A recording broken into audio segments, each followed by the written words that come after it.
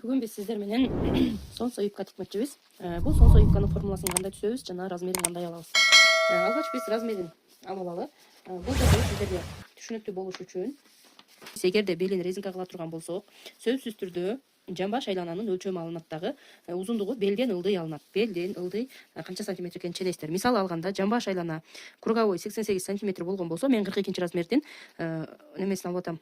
Өлчөмүн эми узундугу 70 сантиметр болгон болсо, плюс 2 сантиметр кошобуз узундугуна сөзсүз түрдө 72 сантиметр. Ушул жерден сонсо юбканыкы постоянный коэффициент деген бар. Коэффициент. Бул жерде 0,64. Бул эмне деген? Бул жерде 88-ти бөлөбүз 4кө. 4 каяктан келди десеңиздер, 4кө бүктөйбүз тканьды. Ошол себептен 4кө бөлүнөт дагы 22ден. Көбөйтөм 0,64кө барабар. Бул жерде көбөйткөндө, бул көбөйтүндө эмне десеңиздер, бул радиус бурчтан канча сантиметр ылдыйда түшсөк, биздин бел айланабыз келип чыгат деген түшүнүк. Мындай жалпак тилде сиздерге түшүндүрөйүн. Андан кийин биз 22-ни 0,64кө көбөйткөн кезде 12,08. Биз тоголок эле 12 деп алсак болот. Эгер моякта 12-ден 12,50 канча болуп кетсе, 12,5 деп алып алсаңыздар боло берет. Эми ушул жерден биз размерди формулага салып алгандан кийин сөзсүз түрдө биз эмне кылат экенбиз? Материалга түшүрөбүз. Материалга түшүргөн кезде мынакей мондай материалды биз экиге бүктөп алдык. Атайын мындай 4кө бүктөйбүз. Жанагы айтып өткөндөй 4кө бөлүнөт дегендей эле 4кө эмне кылат экенбиз? Бөлүп алат экенбиз. Мен сиздерге кичинекей кылып көргөзүп берем. Ал эми сиздер чоң кылып бычып тиксеңиздер болот. Бул 0,64 коэффициент, бул постоянный коэффициент. Любой размерге салып тиге бересиздер. Мисалы бели кичинекей кыздардыкы болобу, чоң аялдардыкы болобу, любой белди 4кө бөлүп туруп 0,64кө көбөйтөсүздөр. Мынакей боковой шов жок болот. Бул сонсо юбкада могул 4кө бүктөлгөн бурчунан ылдыйды көздөй сиздер могул бурчтан, А бурчу деп белгилеп алабыз дагы. Ушул бурчтан 12 сантиметр. Мына ушул жерин циркул аркылуу бирден жылдырбайбыз. Ушул бурчту бирден жылдырбастан 12-ни белгилейбиз. 12-ни белгилеп жүрүп өтөбүз. Анткени бул бардыгына бирдей туура чыгыш керек. Бул жерден биз белгилеп алгандан кийин сөзсүз түрдө мынакей ушундай кылып чийип алабыз.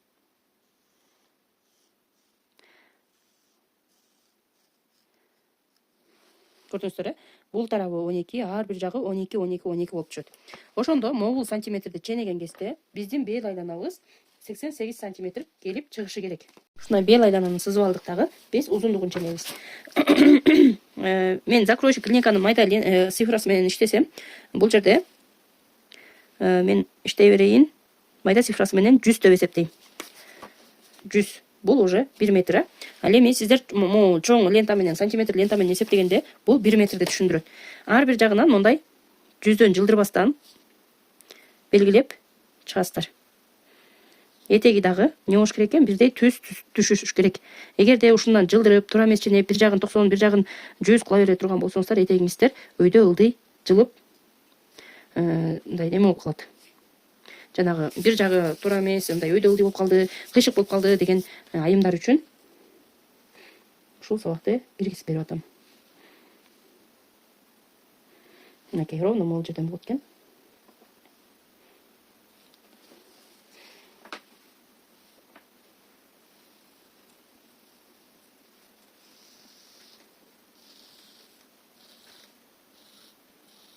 Маркер менен дагы кичине башкачараак чийлеткен, кичине мына материалга жабышып, сиздер туура кабыл аласыздар. Анткени булар сиздерге бекер сабак деп айтмакчымын да.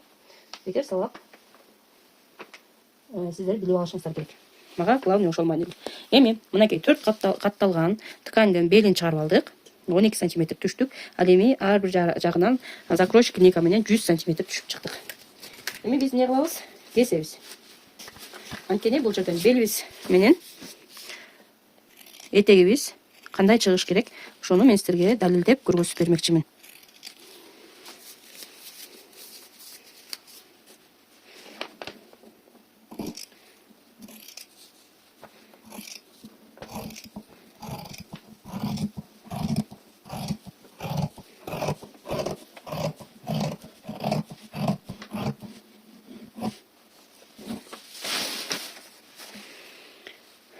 мынакей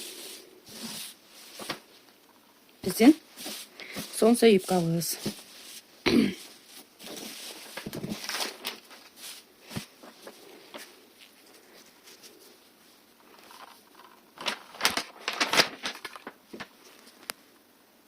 Ушундай аябай чоң круговой болот.